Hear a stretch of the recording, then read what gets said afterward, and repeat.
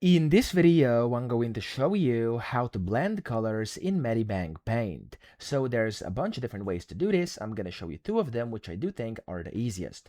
The first one is going to be using a watercolor brush. So you want to go and click on the brush top left, and then you want to enable this brush menu down here. If it's not enabled, go to Window and click on Brush over here.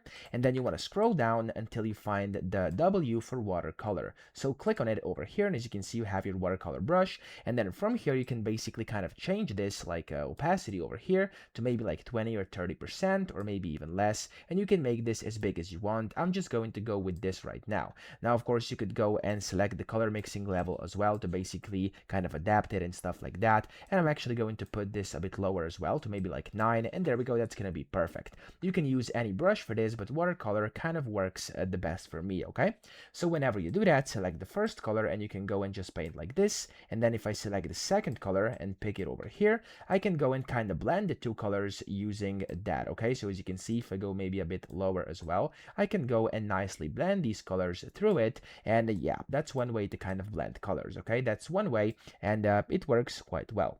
Then we have the second way, which is going to be using the smudge tool. So go down here to the bottom, and towards the bottom you have the smudge. So click on smudge over here, and this is not really a brush, it's like a tool, and you can go and change how much you want the smudge to be. But then over here you can of course select where you want to smudge and just click and drag, and as you can see, it's going to start smudging and blending and mixing the colors. Okay, that also can come in pretty handy if you are trying to blend. So these are the two ways to basically do this quite simply. Yes, there's more advanced ways as well, but these two are the ones I like using. So I hope this video helped you out. If it did, please subscribe to the channel and help me out as well.